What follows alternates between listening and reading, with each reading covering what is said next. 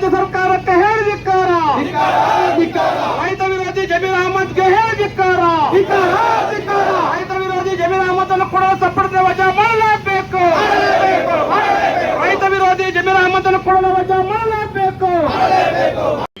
ನಾನು ಬರೀ 1,89,00,000 ರಾಮಕೃಷ್ಣ ಅವ್ರದ್ದು ಅಷ್ಟೇ ಅಲ್ಲ, ಇಲ್ಲಿವರೆಗೆ 4.5 ಕೋಟಿದು ಮೋಸ ಆಗಿದೆ, ರೈತರೆಲ್ಲ ಬಂದು ಹೇಳ್ತಾ ಇದ್ದಾರೆ. ಸೊ ಆ 4.5 ಕೋಟಿನ ಏನು ಮೋಸ ಆದಂಥ ರೈತರು ಪಾಪ ಅನುಭವಿಸ್ತಾ ಇದ್ದಾರೆ. ಅವರು ಬೆವರು ಸುರಿಸಿ, ರಕ್ತ ಸುರಿಸಿ, ಕಷ್ಟಪಟ್ಟು ಗಂಡ ಹೆಂಡತಿ ಇಡೀ ಶ್ರಮ ಪಟ್ಟಿರ್ತಾರೆ, ಸಾಲ ಸೋಲ ಮಾಡಿರ್ತಾರೆ.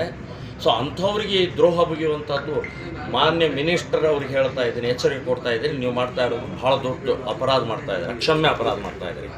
ನಿಮ್ಮ ಮನೆ ಮುಂದೆ ಬಂದು ಕೂತ್ಕೋಬೇಕಾಗತ್ತೆ, ಎಚ್ಚರಿಕೆ ಕೊಡ್ತಾ ಇದ್ದೀನಿ. ಇದನ್ನೆಲ್ಲವನ್ನು ಪೈಸಾ ಟು ಪೈಸಾ ವಾಪಸ್ ಕೊಡಬೇಕು. ಅಷ್ಟೇ ಅಲ್ಲ, ಬಡ್ಡಿ ಸಹಿತ ಕೊಡಬೇಕು. ನೀವಿಂಥ ರೈತರನ್ನು 1000 ರೈತರನ್ನು ಸಾಕುವಂಥ ನಿಮ್ಮ ಕೆಪಾಸಿಟಿ ಇದೆ, ನಿಮ್ಮ ಹತ್ರ ದುಡ್ಡಿದೆ ಬೇಕಾದಷ್ಟು. ಈ ರೀತಿ 4.5 ಕೋಟಿ ಇವತ್ತು ಪಾಪ ಬಡ ರೈತರಿಗೆ ಹೊಟ್ಟೆ ಮೇಲೆ ಕಾಲಿಡ್ತಾ ಇದ್ರಿ. ಇದು ಸರಿಯಲ್ಲ. ನಾವು ಇವತ್ತು DC ಮತ್ತು SP ಅವರಿಗೆ ಒಂದು ಮನವಿಯನ್ನು ಕೊಟ್ಟಿದ್ದೀವಿ.